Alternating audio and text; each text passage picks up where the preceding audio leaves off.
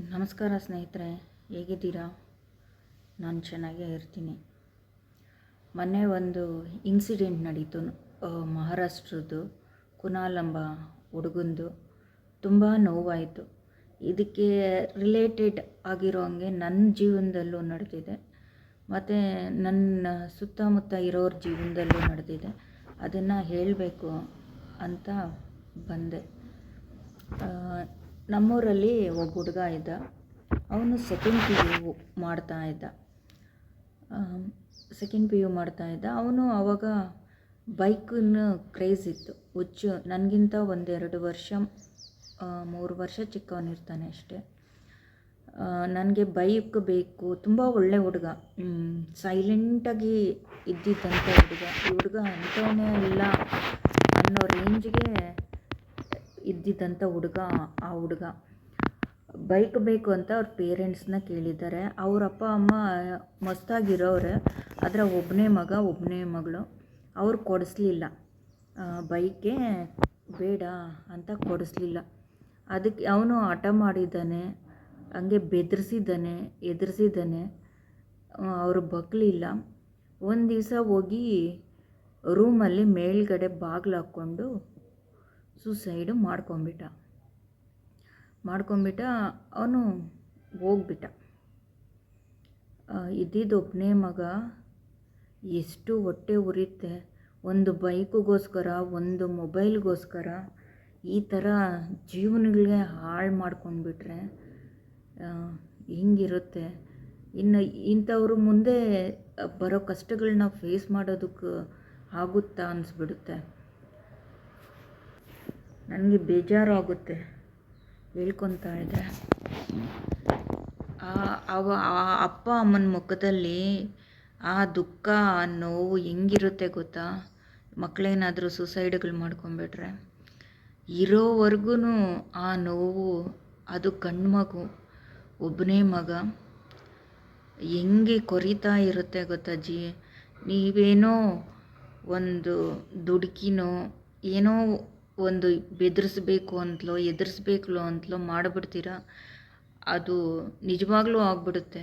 ಕೆಲವು ಜನಕ್ಕೆ ಹುಡುಗಾಟಕ್ಕೆ ಆಡ್ತಾ ಇರ್ತಾರೆ, ಬೆದರಿಸೋದಕ್ಕೆ.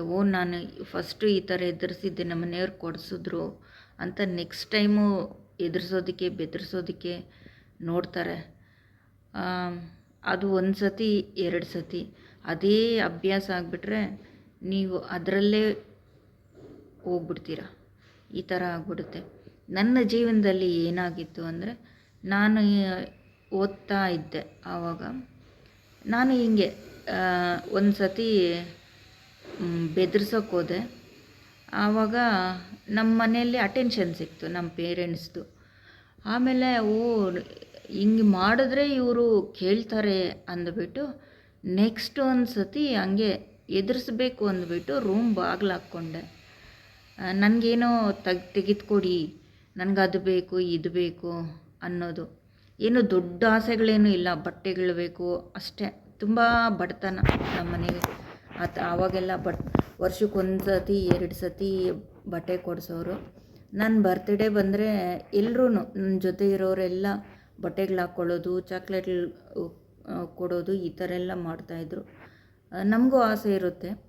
ಆವಾಗ ಕೇಳಿರ್ತೀನಿ, ಅವರು ಕೊಡಿಸಿರೋದಿಲ್ಲ. ಇನ್ನು ನಮಗೂ ಇನ್ಸಲ್ಟ್ ಆಗುತ್ತೆ ಅಲ್ವಾ ಅಂದ್ಬಿಟ್ಟು ಆವಾಗ ಹಂಗೆ ಸುಮ್ಮನೆ ಎದುರಿಸೋಣ ಅಂದ್ಬಿಟ್ಟು ರೂಮ್ ಬಾಗಿಲು ಹಾಕ್ಕೊಂಡೆ. ಆಮೇಲೆ ನಮ್ಮಮ್ಮ ಬಾಗಿಲು ಬಡಿದು ಅವರು ಕಣ್ಣಲ್ಲಿ ನೀರು ಹಾಕ್ಕೊಂಡ್ರು. ಆವಾಗ ನಾನು ನೋಡಿಬಿಟ್ಟು ನಾನು ಏನು ಮಾಡ್ತಾ ಇದ್ದೀನಿ, ನಾನು ಮಾಡ್ತಾ ಇರೋದು ಸರಿ ಇಲ್ಲ, ಇದು ತುಂಬ ಡೇಂಜರು, ತುಂಬ ತಪ್ಪು. ಅವ್ರ ಮುಖ ನೋಡಿದೆ. ನನಗೆ ಆವಾಗ ಅರಿವಾಯಿತು, ಏನಪ್ಪ ಇದು, ಯಾಕೆ ಹಿಂಗೆ ಆಗ್ತಾಯಿದೆ ಅಂದ್ಬಿಟ್ಟು. ಆಮೇಲೆ ನನಗೆ ಆವಾಗಲೇ ಬುದ್ಧಿ ಬಂದ್ಬಿಡ್ತು. ಏನಾದರೂ ಇನ್ನೂ ಅದೇ ರಿಪೀಟ್ ಆಗಿದ್ದರೆ ಏನಾಗ್ತಾಯಿತ್ತೋ ಸ್ಥಿತಿ ಗೊತ್ತಿಲ್ಲ.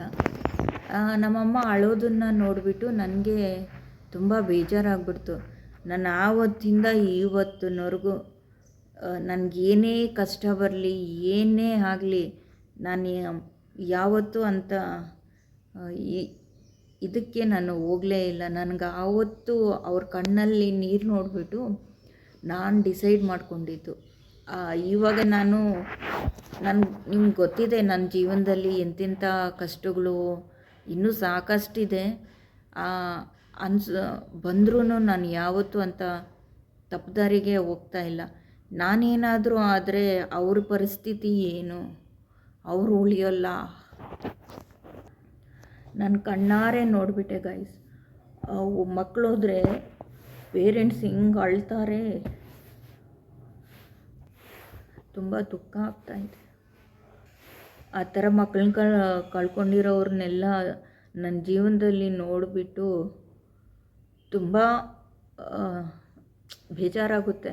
ಅಂಥವ್ರನ್ನ ನೋಡಿಬಿಟ್ರೆ ಆವಾಗ ಡಿಸೈಡು ನನ್ನ ಮನಸ್ಸಿಗೆ ಹತ್ತಿತು.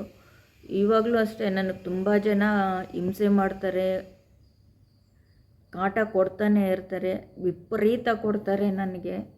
ನಾನು ಸಹಿಸ್ಕೊತೀನಿ ಅಂತಲೇ ನನಗೆ ತುಂಬ ಕೊಡ್ತಾರೆ. ಅಂದಿದ್ದಾರೆ ನನ್ನನ್ನು ಜೀವನದಲ್ಲಿ, ನೀನು ಹೆಂಗೆ ತಡ್ಕೊಂಡಿದ್ದೀಯಾ ಅಂತ ಕೇಳ್ತಾರೆ. ಇಷ್ಟೇ ನನ್ನ ರೀಸನ್. ಇದೆ ನನಗೆ ನನ್ನ ಜೀವನದಲ್ಲಿ ಆದಂಥ ಇಂಥ ಘಟನೆಗಳು. ನಮ್ಮಪ್ಪನೇ ಒಂದು ಸತಿ ಅಂತಾರೆ, ನನ್ನ ಗಂಡ ತೀರೋದ್ಮೇಲೆ ನನಗೆ ನಾನು ಕೊಡ್ತಾ ಇದ್ದಿದ್ದು ಹಿಂಸೆ ನೋವೆಲ್ಲ ನೋಡಿಬಿಟ್ಟು ನೀನು ಹಿಂಗೆ ಸಹಿಸ್ಕೊಳ್ಳೋದಕ್ಕೆ ಅವ್ರು ನಿನ್ಗೆ ಹಿಂಗೆಲ್ಲ ಹಿಂಸೆ ಮಾಡ್ತಾ ಇರೋದು ಅಂತ ಹೇಳ್ತಾರೆ.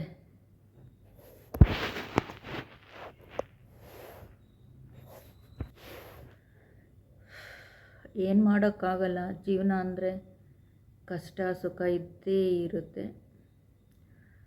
ಅದನ್ನು ಫೇಸ್ ಮಾಡಿಕೊಂಡು ಹೋಗಬೇಕು. ತುಂಬ ಹಿಂಸೆ ಗೈಸ್. ನಾನಂತೂ ತುಂಬ ನೋಡಿಬಿಟ್ಟಿದ್ದೀನಿ. ಏನು ಮಾಡೋಕ್ಕಾಗಲ್ಲ. ದೇವ್ರಿಗೆ ಬಿಟ್ಬಿಟ್ಟಿದ್ದೀನಿ. ದೇವರೇ ನೋಡ್ಕೊಳ್ಳಿ. ಏನಕ್ಕೆ ಬದುಕಿದೀಯಾ ಅಂದರು ತುಂಬ ಜನ. ತಪ್ಪು ಮಾಡಿರೋರೇ ಬದುಕಿರೋವಾಗ ನಾನು ಯಾಕೆ ಬದುಕಬಾರ್ದು?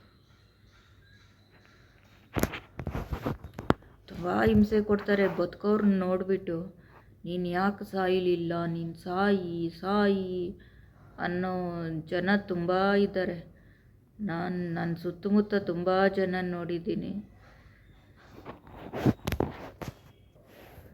ತುಂಬ ಕಷ್ಟಗಳನ್ನ ನೋಡಿಕೊಂಡೇ ನಾನು ಬಂದಿರೋದು. ನಾನು ಮದುವೆ ಆದಂಗಿಂದಲೂ ಅಷ್ಟೇ, ಮದುವೆಗೆ ಮುಂಚೆನೂ ಅಷ್ಟೇ ತುಂಬ ಕಷ್ಟಗಳು ಎಲ್ಲ ಫೇಸ್ ಮಾಡಿಕೊಂಡು ಇದ್ದೀನಿ. ಒಂದು ಸತಿ ಕಷ್ಟ ಇರುತ್ತೆ, ಒಂದು ಸತಿ ಸುಖ ಇರುತ್ತೆ. ಏನು ಮಾಡೋಕ್ಕೂ ಆಗಲ್ಲ. ಎಲ್ಲರ ಜೀವನದಲ್ಲೂ ಅಷ್ಟೇ. ಯಾರ ಜೀವನದಲ್ಲೂ ಕಷ್ಟಗಳು ಇಲ್ದಿರ ಇಲ್ಲ. ಪ್ರಪಂಚದಲ್ಲಿ ಯಾರಿಗೂ ಇಲ್ದಿರೋ ಕಷ್ಟಗಳು ಮನುಷ್ಯರಿಗೇನು ಬಂದಿರಲ್ಲ. ಒಂದು ಮಾತು ಹೇಳ್ತಾರೆ ಅಲ್ವಾ, ಮನುಷ್ಯನಿಗಲ್ದಿರ ಮರಕ್ಕೆ ಬರುತ್ತಾ ಕಷ್ಟ ಅಂತ. ತಿಳ್ಕೊಂಡು ಮುಂದಕ್ಕೆ ಹೋಗ್ತಾ ಇರಬೇಕು. ಅವರೆಲ್ಲ ಅನುಭವಿಸೋದು ನಮ್ಮ ಕಣ್ಣಾರೆ ನೋಡಬೇಕು. ನಮ್ಮ ಮಾಡಿರೋರೆಲ್ಲ ಅನುಭವಿಸೋದನ್ನು ನಾವು ಕಣ್ಣಾರೆ ನೋಡಬೇಕು.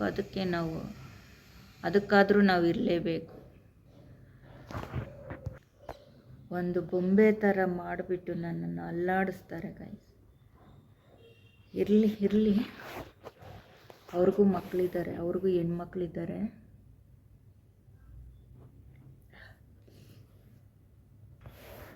ಈ ಭಿಕ್ಷೆ ಬೇಡವ್ರನ್ನ ಬರೋ ಸ್ಥಿತಿಗೆ ತಂದಿಕ್ಬಿಟ್ರು. ಅದನ್ನು ಬೆದರಿಸಿ ಮುಂದಕ್ಕೆ ನುಗ್ಗುತ್ತಾ ಇದ್ದೀನಿ. ಹೆಂಗಿದ್ದವಳನ್ನ ಎಂಥ ಸ್ಥಿತಿಗೆ ತಂದಾಕಿದ್ರು ಅಂದರೆ, ಒಂದೊಂದು ಸತಿ ಅನಿಸುತ್ತೆ ಈ ತಪ್ಪುಗಳು ಮಾಡಿದವ್ರಿಗೆ ಕಾಲ ಇರುತ್ತೆ, ನೆಟ್ಟಿಗೆ ನ್ಯಾಯವಾಗಿ ಹೋಗೋವ್ರಿಗೆ ಈ ಪ್ರಪಂಚದಲ್ಲಿ ಕಾಲ ಇಲ್ಲ ಅಂತ ಅನಿಸ್ಬಿಡುತ್ತೆ. ನಾವು ಏನೂ ಮಾಡಲಿಲ್ಲ ಅಂದರೆ ಎಷ್ಟಪ್ಪ ಎಷ್ಟು ಕಷ್ಟ ಎಷ್ಟು ಹಿಂಸೆ ಅನುಭವಿಸ್ತಾ ಇದ್ದೀವಿ ಅಂತ ತುಂಬ ಸತಿ ಅನಿಸ್ಬಿಟ್ಟಿದೆ. ನಮ್ಮ ಸುತ್ತಮುತ್ತ ಇರೋರು ಎಲ್ಲ ತಪ್ಪುಗಳನ್ನೂ ಮಾಡ್ತಾ ಇರ್ತಾರೆ, ಕಣ್ಣಾರೆ ನೋಡ್ತಾ ಇರ್ತೀವಿ. ಅವ್ರಿಗೇನೂ ಆಗಿರೋದಿಲ್ಲ, ಅವ್ರು ಚೆನ್ನಾಗಿರ್ತಾರೆ ಅಂತ ಅಂದಾಗ ತುಂಬ ದೇವ್ರ ಮೇಲೇ ಕೋಪ ಬರುತ್ತೆ. ಇರಲಿ, ಯಾರೂ ಇಂಥ ಕೆಲಸಗಳನ್ನ ಮಾಡೋಕ್ಕೆ ಹೋಗಬೇಡಿ ಫ್ರೆಂಡ್ಸ್. ನಮ್ಮ ಸುತ್ತಮುತ್ತ ಈ ಥರ ಘಟನೆಗಳು ನಡೆದಿದ್ರೆ ಆ ಪೇರೆಂಟ್ಸ್ನ ಮುಖನ ಒಂದು ಸತಿ ನೋಡಿ. ಅವ್ರು ಎಷ್ಟು ಹಿಂಸೆ ಪಡ್ತಾ ಇರ್ತಾರೆ. ಇರ್ಬೋದು ಪೇರೆಂಟ್ಸನ್ನು ತಪ್ಪು ಮಾಡ್ತಾರೆ, ಪೇರೆಂಟ್ಸ್ ಏನು ಚಾಚಾಗಳೇನಲ್ಲ, ಬೇರೆ ಬೇರೆ ಥರ ತಪ್ಪುಗಳು ಮಾಡ್ತಾರೆ. ಇರಲಿ, ಏನಾದರೂ ಆಗಿರಲಿ ಅಂತ ಡಿಸೈಡ್ಗಳನ್ನ ಯಾವತ್ತೂ ತೆಗೆದುಕೊಳ್ಳೋಕ್ಕೆ ಹೋಗಬಾರ್ದು. ನಿಂತು ಜೀವನ ಅಂದರೆ ಏನು ಫೇಸ್ ಮಾಡಿಕೊಂಡು ಹೋಗ್ತಾ ಇರಬೇಕು. ಆ ವ್ಯಕ್ತಿ, ಆ ಕುನಾಲ್ ಅನ್ನೋ ವ್ಯಕ್ತಿ, ಅವನು ಮಾಡಿರೋ ಇದು ಒಂದು ತಪ್ಪಿಗೆ ಅವ್ರ ಫ್ಯಾಮಿಲಿನೇ ಹೊರಟೋಯ್ತು. ಇನ್ನು ಫ್ಯಾಮಿಲಿಗಳು ಇರುತ್ತೆ, ಸಪೋಸ್ ಆ ವ್ಯಕ್ತಿ ಏನಾದರೂ ಬಿದ್ದು ಫ್ಯಾಮಿಲಿ ಏನಾದರೂ ಇದ್ದಿದ್ರೆ ಅವ್ರು ಬಿದ್ದಿದ್ದು ಬೇರೆ ಕಣ್ಣಾರೆ ನೋಡಿರ್ತಾ ಇದ್ರು. ಅದನ್ನು ಲೈಫ್ ಲಾಂಗೂ ಅವರು ಹೆಂಗೆ ಫೇಸ್ ಮಾಡಬೇಕಾಗಿತ್ತು ಗೊತ್ತಾ? ನೋವು, ಕೊರಗು, ತುಂಬ ಹಿಂಸೆ, ತುಂಬ ಕಷ್ಟ. ಅದರಿಂದ ಹೊರಗೆ ಬರೋದಕ್ಕೆ ದಯವಿಟ್ಟು ಯಾರು ಯಾವತ್ತೂ ಮಾಡೋಕ್ಕೆ ಹೋಗಬೇಡಿ. ಕೆಲವೊಂದು ಜನ ಹೆಣ್ಮಕ್ಳು ಮದುವೆ ಆದಮೇಲೆ ಕಷ್ಟಗಳನ್ನ ಸಹಿಸ್ಕೊಳ್ಳೋಕ್ಕಾಗದೆ ಏನೇನೋ ಮಾಡ್ಕೊಂಬಿಡ್ತಾರೆ. ಅವ್ರದ್ದು ಅಷ್ಟೇ. ನಿಮಗೆ ಮಕ್ಕಳಿರ್ತಾರೆ, ಅವ್ರ ಮುಖ ನೋಡಿ. ನಿಮಗೆ ಹಿಂಗಾದರೆ ಇನ್ನು ಅವ್ರಿಗೆ ಎಷ್ಟು ಹಿಂಸೆ ಕೊಡ್ಬೋದು ಈ ಸಮಾಜ. ಯಾವತ್ತೂ ಇಂಥ ನಿರ್ಧಾರಗಳಿಗೆ ಹೋಗಬೇಡಿ. ದಯವಿಟ್ಟು ಈ ವಿಡಿಯೋ ಇಷ್ಟ ಆಗಿದ್ದರೆ ಲೈಕ್ ಮಾಡಿ, ಶೇರ್ ಮಾಡಿ, ಕಮೆಂಟ್ ಮಾಡಿ.